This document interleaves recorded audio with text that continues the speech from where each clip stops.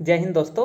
Political science glossary पर आज मैं DSSB PGT political science previous paper 2014 को डिस्कशन के लिए लाया हूं। इससे पहले मैं 2018 के क्वेश्चन पेपर जिसमें मैं खुद भी सेलेक्ट हुआ था उसको डिस्कस कर चुका हूं। आप लोग उसको जाकर देख सकते हैं। इस क्वेश्चन पेपर को डिस्कस करने का विशेष कारण यह है कि जब मैंने इस क्वेश्चन पेपर और 2018 के क्वेश्चन पेपर को कंपैरेटिव स्टडी किया तो उसमें 29 क्वेश्चन ऐसे हैं जो एज इट इज़ रिपीट हुए हैं। तो इस रिपीटेशन की वजह से, ताकि आपको अगर क्वेश्चन प्रीवियस पेपर्स में से रिपीट होते हैं तो सुविधा हो सके, इसलिए इस क्वेश्चन पेपर को डिस्कस कर रहा हूं। आप इस रिपीटेशन की हद देखिए। हम क्वेश्चन नंबर 145 पर चलते हैं। ये है question number 145। Total number of schedules in the Indian constitution are 4, 6, 11, 12। आपको पता होगा कि ओरिजिनली भारतीय संविधान में 8 अनुसूचियां थीं, लेकिन वर्तमान में भारत के संविधान में 12 अनुसूचियां हैं। अब इसको आप हिंदी में देखिए, भारतीय संविधान में कुल कितने अनुच्छेद हैं। आपको पता लग गया होगा कि ये ट्रांसलेशन गलत है, इसकी जगह अनुसूची होना चाहिए। अनुच्छेद की इंग्लिश ट्रांसलेशन आर्टिकल होती है। लेकिन ये क्वेश्चन जब 2018 के क्वेश्चन पेपर में रिपीट हुआ तो इसको वहाँ भी एज इट इज़ पूछ लिया गया, इसलिए उसमें भी इसकी ट्रांसलेशन गलत ही है। इसके अलावा इस क्वेश्चन पेपर के क्वेश्चन नंबर 101, 105, 107, 112, 114, 116, 117, 124, 127, 130, 115, 137, 144, 145, 148, 149, 152, 159, 161, 166, 169, 172, 180, 181, 187, 190, 193, 194, 198। ये क्वेश्चंस बिल्कुल सेम रिपीट हुए हैं, बस ऑप्शंस ऊपर नीचे कर दिए गए हैं। तो हम अब इस क्वेश्चन पेपर को पूरा डिटेल्ड एनालिसिस करते हैं एक ही वीडियो में। क्वेश्चन नंबर 1 की तरफ चलते हैं। क्वेश्चन नंबर 101, शहर राज्य। यह सामान्यतः इससे संबंधित है। प्राचीन इजिप्ट, प्राचीन ग्रीस, प्राचीन चीन, तीनों में से कोई नहीं। तो ये क्वेश्चन रिपीट हुआ है और इसका सही आंसर है प्राचीन ग्रीक। आपको पता होगा कि प्राचीन ग्रीक के ही विचारक थे प्लेटो और अरस्तु, जिन्होंने शहर राज्य यानी सिटी स्टेट की बात की थी और सिटी स्टेट के लिए पोलिस शब्द का इस्तेमाल हुआ है। आपको पता होगा कि उस समय वहाँ पर छोटे छोटे शहर राज्यों का ही प्रचलन था, इसलिए प्लेटो ने तो आदर्श राज्य की जनसंख्या केवल 5040 बताई थी। हालांकि रूसो ने जब आदर्श राज्य की बात की तो उसने इसकी जनसंख्या 10,000 बताई थी। क्वेश्चन नंबर 102, आदर्श राज्य की जनसंख्या प्लेटो ने इतनी निर्धारित की थी, तो 5040 व्यक्ति। क्वेश्चन नंबर 103, एरिस्टोटल यानी अरस्तु के अनुसार राज्य एक ईश्वरीय संस्था है, राज्य एक कृत्रिम सृष्टि है, राज्य बल की सृष्टि है, राज्य एक स्वाभाविक संस्था है। तो अरस्तु के अनुसार राज्य एक नेचुरल इंस्टीट्यूशन है और मैन बाय नेचर, अपनी स्वभाव अपनी प्रकृति से ही एक राजनीतिक प्राणी है। उसी ने ये कहा था अपनी किताब दी पॉलिटिक्स में। इसके अलावा एरिस्टोटल ने जो परिभाषा दी है राज्य की, उसके हिसाब से राज्य परिवारों और ग्रामों का एक ऐसा समुदाय है जिसका उद्देश्य पूर्ण और आत्मनिर्भर जीवन की प्राप्ति है। तो वो राज्य के विकासवादी सिद्धांत का समर्थक है, जिसके अनुसार राज्य एक कृत्रिम संस्था या बनाई हुई संस्था नहीं है, बल्कि उसका धीरे धीरे विकास हुआ है। मार्क्सवादी मानते हैं कि राज्य एक वर्ग संरचना है, राज्य केवल मजदूरों का प्रतिनिधित्व करता है, पूरे समाज को राज्य प्रतिनिधित्व करता है, राज्य एक सत्ता पद्धति है। तो मार्क्सवादियों के अनुसार राज्य एक क्लास स्ट्रक्चर है और उसका अस्तित्व ही इसलिए है ताकि वह हैव्स यानी जिनके पास साधन हैं उनको सुविधा मुहैया करा सके, हैव नॉट्स के ऊपर शासन करने के लिए। क्वेश्चन नंबर 105, यह कथन जो कहता है कि राज्य एक नैतिक संस्था है जो मनुष्य के पूर्ण नैतिक विकास के लिए अनिवार्य है, यह इनका आरोपण है। यानी किसका कथन है? व्यक्तिवादी, अराजकतावादी, आदर्शवादी, मार्क्सवादी। व्यक्तिवादी ये मानते हैं कि राज्य एक आवश्यक बुराई है, एक नेसेसरी इविल है। अराजकतावादियों के हिसाब से राज्य एक अनावश्यक यानी अननेसेसरी इविल है। आदर्शवादी ये मानते हैं कि राज्य एक नैतिक संस्था है जो मनुष्य के पूर्ण नैतिक विकास के लिए अनिवार्य है और व्यक्ति के हित में क्या है ये राज्य ही बेहतर ढंग से डिसाइड कर सकता है। इसलिए आदर्शवादियों के अनुसार व्यक्ति राज्य के लिए हैं, ना कि राज्य व्यक्ति के लिए। व्यक्तिवादी इसके उलट विचार देते हैं कि राज्य का अस्तित्व व्यक्तियों के लिए है, व्यक्तियों का राज्य के लिए नहीं है। आदर्शवादी आपने देखा सही ऑप्शन है। मार्क्सवादियों का हम पहले डिस्कस कर चुके हैं। उनके अनुसार राज्य एक वर्ग संस्था है और मार्क्सवादी तो ये भी कहते हैं कि राज्य बुर्जुआ वर्ग की कार्यकारिणी समिति के अलावा कुछ नहीं है। क्वेश्चन नंबर 106, आदमी एक सामाजिक प्राणी है, man is by nature A social animal. ये कथन किसका है? ये एरिस्टोटल का है। Man is by nature A political animal, ये कथन भी एरिस्टोटल का ही है। क्वेश्चन नंबर 107, राज्य एक आवश्यक बुराई है, यह मत इनसे संबंधित है। आपको पता लग गया होगा कि ये मत व्यक्तिवादियों से संबंधित है। राज्य यह परिवार का विस्तार है, ऐसा किसने कहा? तो ये कहा था एरिस्टोटल ने। अभी हम इसकी परिभाषा पीछे देख चुके हैं। क्वेश्चन नंबर 109, मैं ही राज्य हूँ, ऐसा किसने कहा? तो ये कहा था फ्रांस के निरंकुश शासक लुई 14वें ने ये पूरा स्टेटमेंट था कि मैं ही राज्य हूँ और मेरे ही शब्द कानून हैं। फ्रांस में 1789 में एक क्रांति हुई थी जिसका नारा था स्वतंत्रता, समानता और भ्रातृत्व, यानी या बंधुत्व भी कह सकते हैं इसको। क्वेश्चन नंबर 110, सॉवरेनिटी सर्वसत्ता, यह शब्द लैटिन भाषा के इस शब्द से लिया गया है। तो सॉवरेनिटी शब्द लैटिन भाषा के सुपर और एनस शब्द से मिलकर बना है। सुपर का मतलब सर्वोच्च और एनस का मतलब शक्ति। तो संप्रभुता सर्वोच्च शक्ति होती है राज्य की, ये हम जानते हैं। तो ऑप्शन ए ठीक होता है। क्वेश्चन नंबर 111, यह किसने कहा था कि सर्वसत्ता यह राज्य की पूर्णता है? तो इसमें सही ऑप्शन है रोमन ने। क्वेश्चन नंबर 112, कानूनी अधिसत्ता की संकल्पना पहली बार किसने प्रस्तुत की? ये क्वेश्चन रिपीट हुआ है। ये संकल्पना पहली बार हॉब्स ने दी थी। हॉब्स इंग्लैंड का विचारक है जिसने सामाजिक संविदा सिद्धांत दिया है और लेवायथन नाम की एक बड़ी फेमस किताब 1651 में उसकी प्रकाशित हुई थी। अनेकतावादी इसमें विश्वास करते हैं, तो यानी प्लूरलिस्ट जो विचारक हैं वो किस में विश्वास करते हैं? कानूनी अधिसत्ता, राजनीतिक अधिसत्ता, सांकेतिक अधिसत्ता, संपूर्ण अधिसत्ता। तो अधिसत्ता यानी सॉवरेनिटी को लेकर के दो मत हैं बेसिकली, एक मोनिस्टिक थियरी ऑफ सॉवरेनिटी और दूसरी है pluralistic theory of sovereignty. Monistic theory में बोंदा, हॉब्स, ग्रोसियस और ऑस्टिन आते हैं। वहीं जो प्लूरलिस्टिक थियरी है बहुलवादी, उसमें सबसे प्रमुख है लास्की। इसके अलावा मैटलैंड, गियर के, फिगिस, ये सब विचारक हैं। बार्कर भी उसी में शामिल है। इसलिए वो सांकेतिक अधिसत्ता की बात करते हैं और ये मानते हैं कि संप्रभुता का एकमात्र धारक राज्य नहीं है, बल्कि जो अन्य समुदाय और संगठन हैं वो भी संप्रभुता को साझा करते हैं। क्वेश्चन नंबर 114, यदि अधिसत्ता संपूर्ण नहीं है तो कोई राज्य अस्तित्व में नहीं रहेगा, ऐसा किसने कहा? तो ये कथन है जॉन ऑस्टिन का, जो मोनिस्टिक थियरी के समर्थक हैं और उन्होंने लेक्चर्स ऑन जूरिस्प्रूडेंस नाम से एक किताब लिखी जिसमें उन्होंने इस संकल्पना को दिया। उनके अनुसार संप्रभु की परिभाषा है कि यदि एक निश्चित मानव श्रेष्ठ स्वभावतः उसी प्रकार के किसी अन्य मानव श्रेष्ठ के आदेशों का पालन करने का अभ्यस्त न हो और उस मानव श्रेष्ठ की आदेशों का पालन लोग स्वभावतः करते हों, तो उस समाज में वह निश्चित मानव श्रेष्ठ संप्रभु है और वह समाज उस निश्चित मानव श्रेष्ठ सहित एक संप्रभु और राजनीतिक समाज है। ये उसकी परिभाषा है संप्रभु की। तो ऑस्टिन संप्रभुता को किसी एक व्यक्ति में निहित मानता है।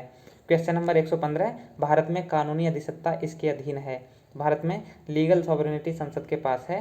क्वेश्चन नंबर 116, डी जूरी सर्वसत्ता का मतलब है? एक व्यक्ति को शासन करने का और आज्ञाकारिता बस में रखने का कानूनी अधिकार, संसद द्वारा प्राधिकृत व्यक्ति द्वारा देश का शासन, संविधान द्वारा एक व्यक्ति को पूरे अधिकार दिए गए हैं लेकिन वह सत्ता का उपयोग नहीं करता, राज्य का संवैधानिक शासन। ये क्वेश्चन भी रिपीट हुआ है और इसमें सही ऑप्शन माना है ऑप्शन ए को, एक व्यक्ति को शासन करने का और आज्ञाकारिता बस में रखने का कानूनी अधिकार।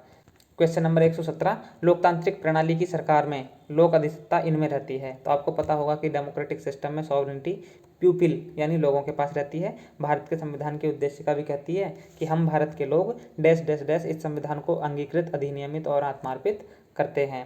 पॉपुलर सॉवरेनिटी की संकल्पना को देने वाला पहला विचारक रूसो है जो फ्रांस का है और उसने सामान्य इच्छा सिद्धांत के माध्यम से इस संकल्पना को दिया था। क्वेश्चन नंबर 118, लॉस्की के अनुसार राज्य है? तो आपको पता होगा कि लॉस्की एक बहुलवादी विचारक है और इसमें सही ऑप्शन माना है इन्होंने समाज का सेवक।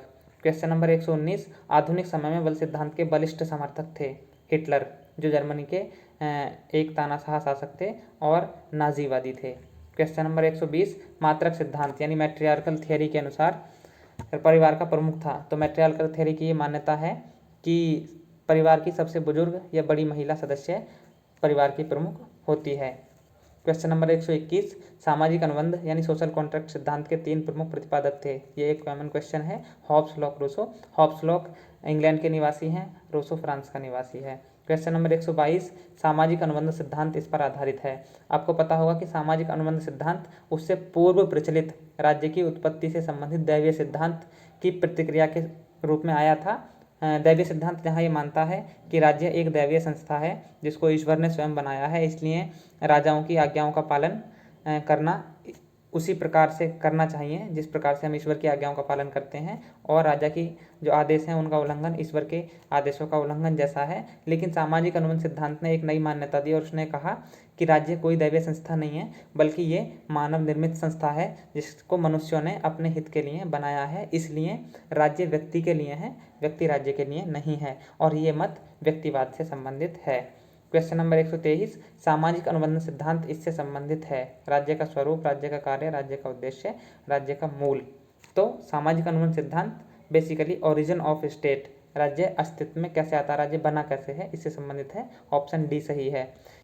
क्वेश्चन नंबर 124, हॉब्स के अनुसार प्रकृति का राज्य इसका युग था। शांति और समृद्धि, निरंतर संघर्ष, शांति और अभाव, धार्मिक शासन।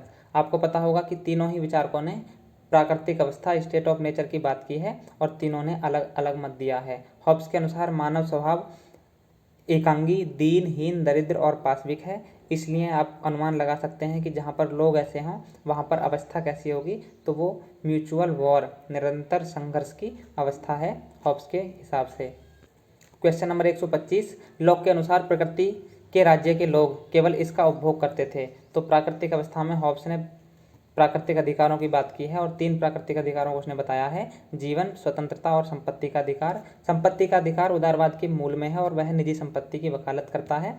लॉक ने पहली बार संपत्ति के अधिकार को नेचुरल राइट माना, इसलिए लॉक को उदारवाद का जनक के रूप में जानते हैं। क्वेश्चन नंबर 126, रूसो इस देश का रहने वाला था। तो रूसो फ्रांस का रहने वाला था। आपको पता होगा कि इसके अलावा फ्रांसीसी विचारक मोंटेस्क्यू भी यहीं के निवासी हैं।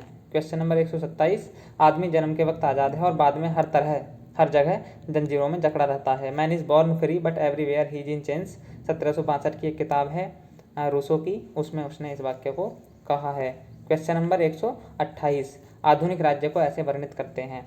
तो आपको पता होगा कि आधुनिक राज्य एक कल्याणकारी यानी वेलफेयर स्टेट है। उससे पहले पुलिस राज्य की संकल्पना थी। पुलिस राज्य में ये माना जाता है कि राज्य का प्रमुख काम केवल रात्रि प्रहरी यानी नाइट वॉचमैन का है। केवल बाहरी आक्रमणों से सुरक्षा, शांति और व्यवस्था बनाए रखना ही राज्य का काम है और उसको केवल नकारात्मक काम करने चाहिए, अनावश्यक हस्तक्षेप नहीं करना चाहिए। ये विचार बेसिकली व्यक्तिवाद से जुड़ा हुआ है।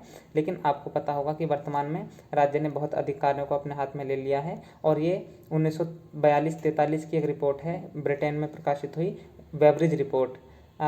उसमें कहा गया था कि 5 ऐसी बुराइयां हैं जिनको दूर करना राज्य का प्रमुख दायित्व है और यहीं से ये संकल्पना, जिसको हम वेलफेयर स्टेट की संकल्पना कहते हैं, अस्तित्व में आती है। क्वेश्चन नंबर 129, सामंतशाही इसका प्रबल वैशिष्ट्य था। शहर राज्य, रोमन साम्राज्य, पवित्र रोमन साम्राज्य, सभी तीनों। तो इसमें इन्होंने ऑप्शन सी पवित्र रोमन साम्राज्य को सही माना है। क्वेश्चन नंबर 130, किसने दावा किया था कि राज्य आखिरकार मुरझा जाएगा, स्टेट विल विदर अवे। तो ये जो स्टेटमेंट है ये बेसिकली मार्क्स से संबंधित है। मार्क्स ने ये कहा था कि राज्य वर्गों के संघर्ष के कारण ही उत्पन्न हुआ है।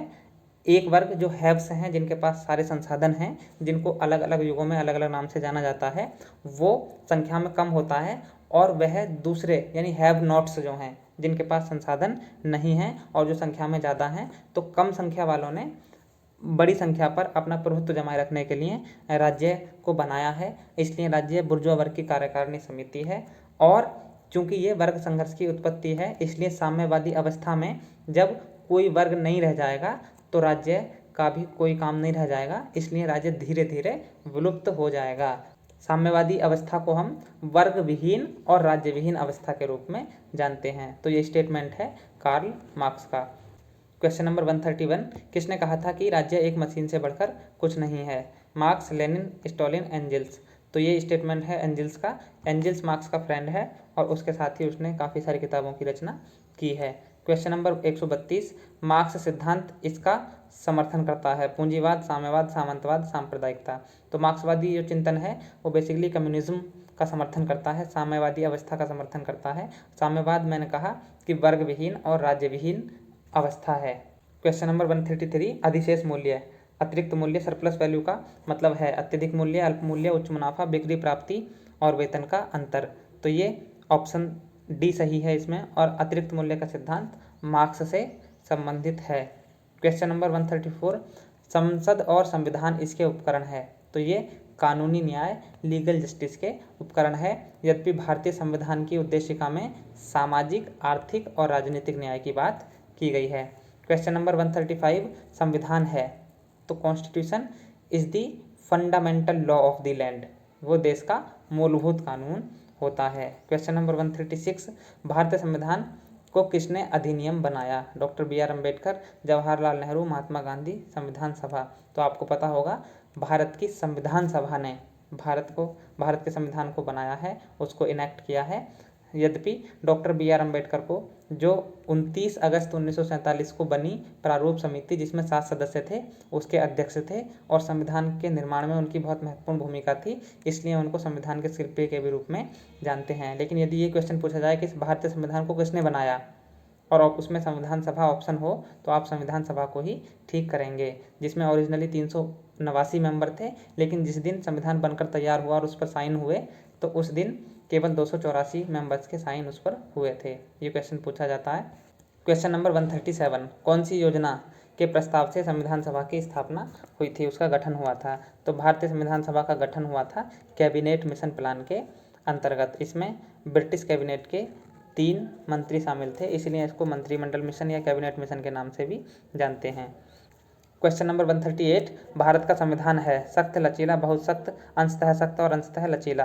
तो आपको पता होगा कि भारत का संविधान अंशतः फ्लेक्सिबल है और अंशतः रिजिड है, तो ऑप्शन डी ठीक होता है। क्वेश्चन नंबर 139, भारत के संविधान सभा की पहली बैठक इस दिन हुई थी? तो संविधान सभा की पहली बैठक हुई थी 9 दिसंबर 1946 को, और इसी दिन जब संविधान सभा पहली बार बैठी तो ये सवाल सामने आया कि संविधान सभा का अध्यक्ष कौन होगा। तो कुछ लोगों ने सुझाव दिया कि एक अध्यक्ष का चुनाव कर लिया जाए, लेकिन बाकी लोगों ने कहा कि आज रहने देते हैं और आज किसी एक सामान्य नियम से हम किसी को अध्यक्ष बनाते हैं। तो ये तय हुआ कि संविधान सभा में जो सबसे वरिष्ठ सदस्य होगा वही आज के दिन की अध्यक्षता करेगा, और संविधान सभा के उस दिन सबसे वरिष्ठ सदस्य थे डॉक्टर सच्चिदानंद सिन्हा, इसलिए अपनी वरिष्ठता के आधार पर उन्हें ही संविधान सभा का अंतरिम या एक दिन के लिए कार्यकारी अध्यक्ष बनाया गया था। उसके बाद 11 दिसंबर 1946 को जब संविधान सभा बैठी तो उसमें डॉक्टर राजेंद्र प्रसाद को विधिवत संविधान सभा का अध्यक्ष बनाया गया। वो संविधान सभा जब तक कार्य पूर्ण किया संविधान सभा ने, तब तक अध्यक्ष बने रहे। उसके बाद वो भारत के पहले राष्ट्रपति बने। संविधान सभा के अंतरिम अध्यक्ष कौन थे? तो इस क्वेश्चन को हम डिस्कस कर चुके हैं, डॉक्टर सच्चिदानंद सिन्हा। क्वेश्चन नंबर 141, भारतीय संविधान के वास्तुकार किसे माना जाता है? तो डॉक्टर बी.आर. अम्बेडकर को माना जाता है। ये प्रारूप समिति के अध्यक्ष थे। डॉक्टर राजेंद्र प्रसाद संविधान सभा के अध्यक्ष थे। बी.एन. राव, जिनका पूरा नाम है बेनेगल नरसिंह राव, ये संविधान सभा के सदस्य नहीं थे। ये क्वेश्चन कहीं भी पूछा जा सकता है, लेकिन ये भारतीय संविधान सभा के संवैधानिक सलाहकार थे और बेसिकली जो बेसिक ड्राफ्ट बनाकर दिया था संविधान का, वो इन्होंने ही दिया था। क्वेश्चन नंबर 142, भारत का संविधान किस दिन से लागू हुआ? तो भारत का संविधान बनकर तैयार हुआ था 26 नवंबर 1949 को, लेकिन ये पूर्णतः लागू हुआ था 26 जनवरी 1950 को। यद्यपि लगभग 15 आर्टिकल्स 26 नवंबर 1949 को ही लागू कर दिए गए थे, लेकिन संपूर्ण रूप से भारत का संविधान 26 जनवरी 1950 को लागू हुआ। क्वेश्चन नंबर 143, भारतीय संविधान का अनुच्छेद 1 भारत का इस तरह वर्णन करता है। तो भारतीय संविधान के अनुच्छेद 1 में लिखा गया है कि India that is Bharat, India जो कि भारत है, shall be A union of states, राज्यों का संघ होगा।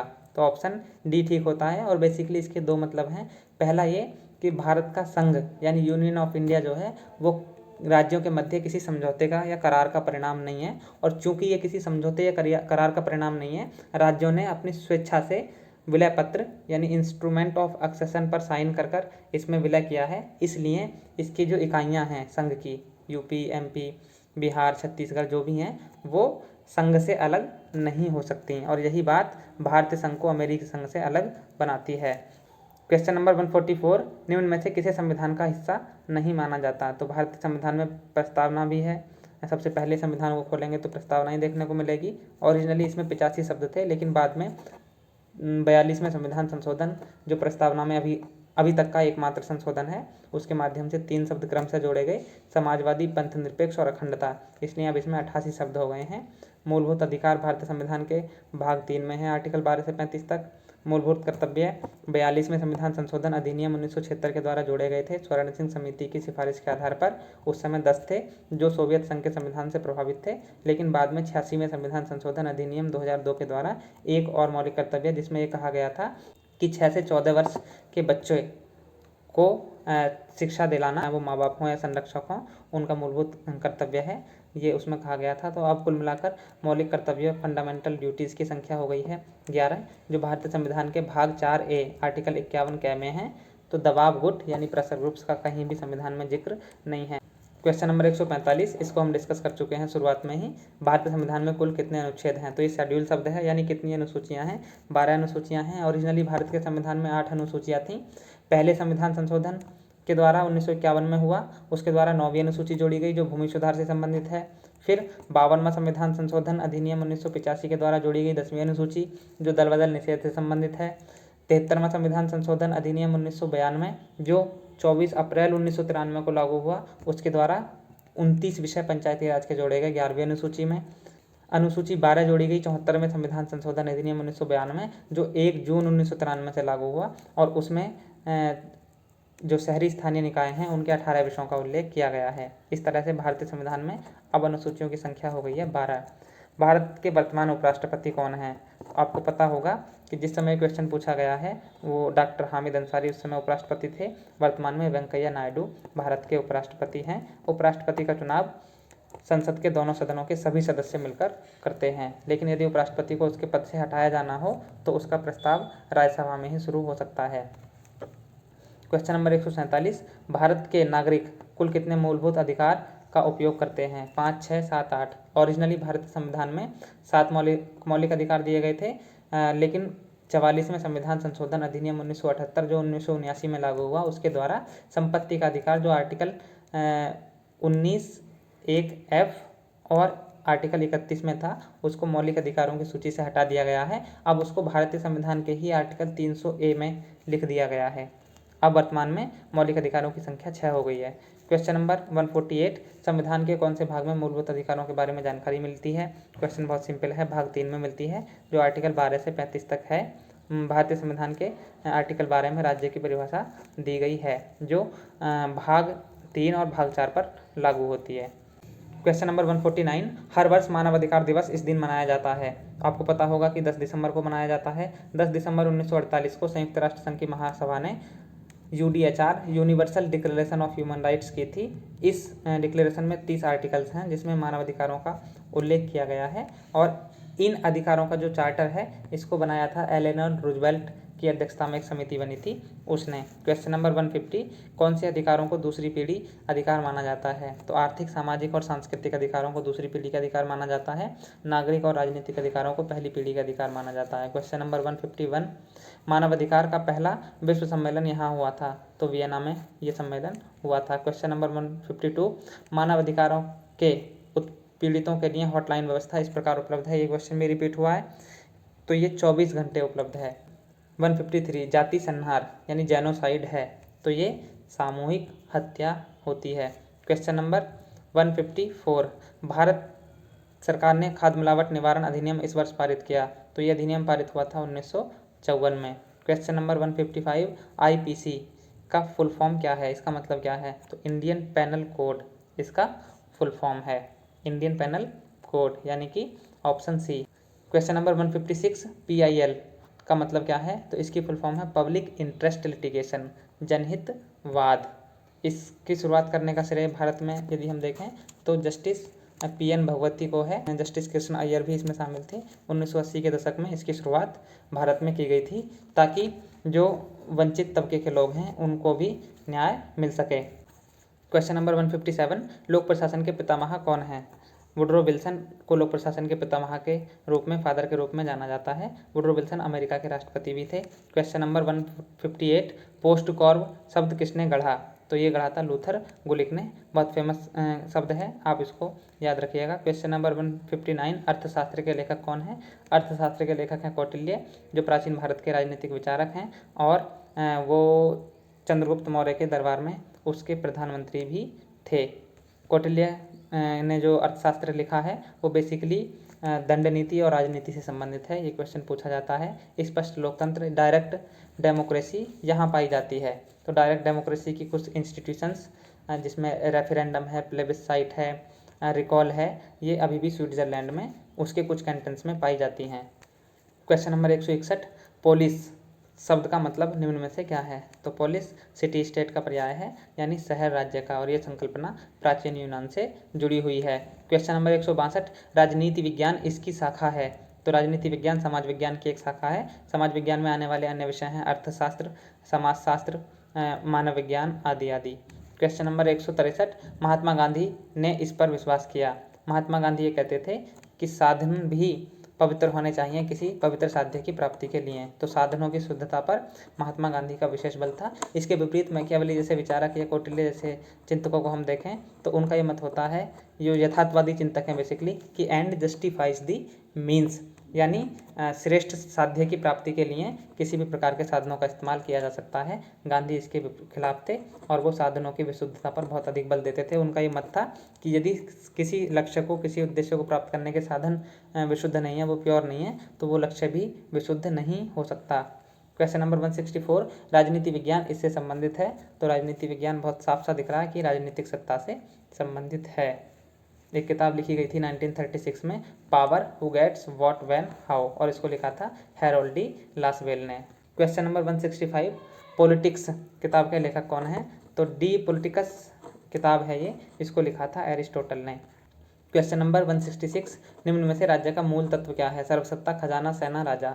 तो आपको पता होगा कि राजनीति विज्ञान में राज्य के 4 तत्वों की बात की जाती है, क्रमशः जनसंख्या, निश्चित भूभाग, सरकार और संप्रभुता। तो इसमें संप्रभुता को राज्य की आत्मा माना जाता है, इसलिए राज्य का सबसे महत्वपूर्ण तत्व माना जाता है। यद्यपि भारतीय राजनीतिक चिंतन में अगर हम देखेंगे, प्राचीन भारतीय चिंतन में, तो इसमें सप्तांग राज्य की बात मिलती है, जिसमें राजा, अमात्य, जनपद, दुर्ग, कोष, दंड, मित्र की बात की गई है। क्वेश्चन नंबर 167, बीवियों यानी पत्नियों के साम्यवाद की वकालत किसने की थी? तो आपको पता होगा कि प्लेटो ने बेसिकली 2 प्रकार के साम्यवाद की बात की थी, पहला संपत्ति का साम्यवाद और दूसरा परिवार या पत्नियों का साम्यवाद। क्वेश्चन नंबर 168, लेवायथन किसने लिखी थी? तो लेवायथन लिखी थी 1651 में हॉब्स ने, और लेवायथन एक विशाल जलीय जीव, इसका ट्रांसलेशन होता है हिंदी में। क्वेश्चन नंबर 169, सत्ता का पृथक्करण सिद्धांत, सेपरेशन ऑफ पावर थ्योरी किसने दिया?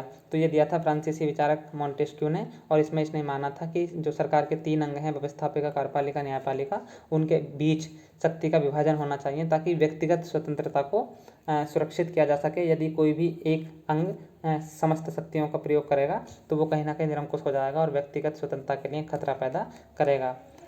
उसने ये सिद्धांत ब्रिटेन के अनुभव के आधार पर दिया था। यद्यपि बाद के विश्लेषकों ने यह निष्कर्ष निकाला कि ब्रिटेन में शक्ति पृथक्करण नहीं पाया जाता है, इसलिए मॉन्टेस्क्यू गलत था। शक्ति पृथक्करण के सिद्धांत का पहली बार प्रयोग किया गया अमेरिकी संविधान में। उसमें वहाँ पर एक और सिद्धांत जोड़ा गया जिसको हम चेक्स एंड बैलेंसेस, नियंत्रण और संतुलन के सिद्धांत के नाम से जानते हैं। क्वेश्चन नंबर 170, निम्न में से हिटलर ने किसकी वकालत की थी? तो हिटलर नाजीवाद, नाजिज्म का समर्थक था। क्वेश्चन नंबर 171, निम्न में से किसने सत्याग्रह अपनाया? तो सत्याग्रह यानी सत्य के लिए आग्रह करना, ये गांधी जी की पद्धति थी। क्वेश्चन नंबर 172, लोकतंत्र ऐसी शासन पद्धति है जिसमें अंतिम सत्ता इनके हाथ में रहती है। तो लोकतंत्र में अंतिम सत्ता जनता के पास रहती है। क्वेश्चन नंबर 173, पंचशील की बात किसने की थी? शास्त्री, इंदिरा गांधी, अंबेडकर, नेहरू। तो 1954 में तिब्बत के बारे में भारत और चीन संबंधों को परिभाषित करने के लिए इस सिद्धांत को गढ़ा गया था, जिसमें 5 सिद्धांतों की बात की गई है। तो पंचशील की जो संकल्पना है वो नेहरू ने दी थी। नेम यानी नॉन अलाइनमेंट मूवमेंट की बात भी नेहरू, नासिर और टीटो ने ही की थी। इसको हम आगे डिस्कस करेंगे जब कभी क्वेश्चन आएगा।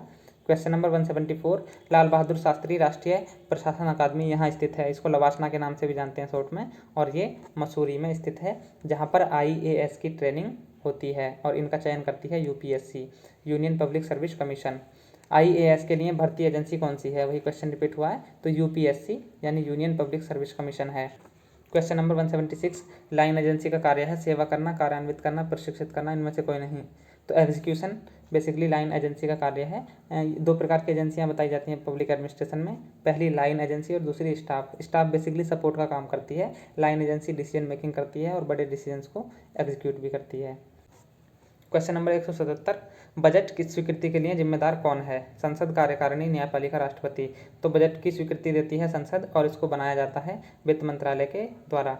आपको पता होगा कि वित्त मंत्रालय बजट को बनाकर सरकार की तरफ से संसद के समक्ष रखता है। यदि संसद बजट को स्वीकृत ना करे तो ये सरकार के खिलाफ अविश्वास प्रस्ताव माना जाता है और सरकार गिर जाती है। क्वेश्चन नंबर 178, बजट यह तैयार करते हैं। तो आपको पता होगा वित्त मंत्रालय करता है, और वित्त मंत्रालय के मुखिया कौन होते हैं? वित्त मंत्री। ऑप्शन बी ठीक होता है। क्वेश्चन नंबर 179, कर्नाटक की प्रथम प्रजा कौन है। क्वेश्चन को थोड़ा सा घुमाकर पूछा गया है। आपको पता होगा कि भारत का प्रथम नागरिक होता है राष्ट्रपति, और किसी राज्य का प्रथम नागरिक होता है वहाँ का राज्यपाल। किसी नगर निगम का प्रथम नागरिक होता है वहाँ का मेयर या महापौर, तो राज्यपाल होता है। इसलिए कर्नाटक के प्रथम प्रजा कौन होंगे, राज्यपाल। उत्तर प्रदेश का पूछ लिया जाए तो वहाँ भी राज्यपाल, किसी भी प्रदेश का। क्वेश्चन नंबर 180, सरकार का फोर्थ स्टेट यानी चौथा स्तंभ किसे माना जाता है। अखबार, जनमत, राजनीतिक दल, दबाव गुट। तो अखबार, जिसका इंग्लिश ट्रांसलेशन प्रेस है यहाँ पर, तो प्रेस को ही हम सरकार का चौथा स्तंभ कहते हैं। बाकी 3 स्तंभ हैं, व्यवस्थापिका, कार्यपालिका और न्यायपालिका, लेकिन एक स्वतंत्र और निष्पक्ष पत्रकारिता ही फोर्थ स्टेट के रूप में मानी जाती है।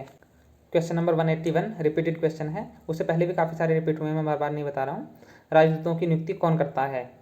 प्रधानमंत्री, विदेश मंत्री, राष्ट्रपति, रक्षा मंत्री। क्वेश्चन नंबर 182 अंतर्राष्ट्रीय संबंध को कहा जाता है। विदेश नीति, आर्थिक नीति, सामाजिक नीति, देशीय नीति। तो बेसिकली इसमें विदेश नीति ठीक है, विदेश नीतियों से मिलकर ही अंतर्राष्ट्रीय संबंध बनते हैं। क्वेश्चन नंबर 183 NAM के वास्तुकार कौन थे, यानी नेम, नॉन अलाइनमेंट मूवमेंट, यानी गुटनिरपेक्ष आंदोलन। तो इसके वास्तुकार थे नेहरू। इनके अलावा कर्नल नासिर और मार्शल टिटो भी इसमें शामिल थे। ये बेसिकली एक विचार था। आपको पता होगा कि द्वितीय विश्व युद्ध के बाद संपूर्ण विश्व 2 गुटों में बट गया था। एक तरफ पूंजीवादी गुट था जो अमेरिका के नेतृत्व में था, दूसरी तरफ था समाजवादी गुट जो सोवियत संघ के नेतृत्व में था, और इन दोनों में वैचारिक संघर्ष चला बहुत भयानक, जिसको हम शीत युद्ध के नाम से जानते हैं। तो उसी दौरान लगभग द्वितीय विश्व युद्ध के बाद बहुत सारे देश दुनिया भर के आज़ाद हुए थे, जिनको हम तीसरी दुनिया के नाम से जानते हैं। तो इन देशों के जो प्रमुख थे, मुखिया थे, उन्होंने एक नए विचार को दिया और उन्होंने ये कहा कि हमको किसी भी गुट में शामिल होने की बजाय अपनी विदेश नीति का स्वतंत्र संचालन करना चाहिए और दोनों गुटों से सकारात्मक संबंध रखने चाहिए। तो इसी विचार को दिया गया गुटनिरपेक्षता का नाम। क्वेश्चन नंबर 184 UNO का मुख्यालय कहाँ है। तो 24 अक्टूबर 1945 को द्वितीय विश्व युद्ध के बाद अंतर्राष्ट्रीय शांति और व्यवस्था बनाए रखने के लिए UNO की स्थापना की गई थी और इसका मुख्यालय है न्यूयॉर्क में। इसके 6 अंग हैं। क्वेश्चन नंबर 185 सार्क का मुख्यालय कहाँ है। तो सार्क का मुख्यालय है नेपाल की राजधानी काठमांडू में। इसका गठन किया गया था 1985 में। वर्तमान में इसमें 8 सदस्य हैं। क्वेश्चन नंबर 186 UNO की स्थापना कब हुई थी। तो 24 अक्टूबर 1945 को हुई थी। क्वेश्चन नंबर 187 निम्न में से कौन देश UN के सुरक्षा परिषद का स्थायी सदस्य है। तो 5 स्थायी सदस्य हैं, UK इसमें सही ऑप्शन है। इसके अलावा 10 अस्थायी सदस्य होते हैं जिनका चुनाव होता है प्रत्येक 2 वर्ष के बाद। हिंद स्वराज्य किसने लिखी। नेहरू, गांधी जी, अंबेडकर, इंदिरा गांधी। तो हिंद स्वराज लिखी थी महात्मा गांधी ने 1909 में। निम्न में से कौन सा इंग्लैंड का अपर हाउस है। तो इंग्लैंड की संसद, जिसको संसदों की जननी कहा जाता है, उसके 2 सदन हैं। उच्च सदन या अपर हाउस है हाउस ऑफ लॉर्ड्स, और दूसरा है लोक सदन हाउस ऑफ कॉमन्स। तो इसमें ऑप्शन सी सही है। Question number 190 my experiment with truth किसने लिखी है। तो ये महात्मा गांधी की आत्मकथा है, story of my experiments with truth. Question number 191 निम्न में से कौन से भारत के राष्ट्रपति निर्विरोध चुने गए थे।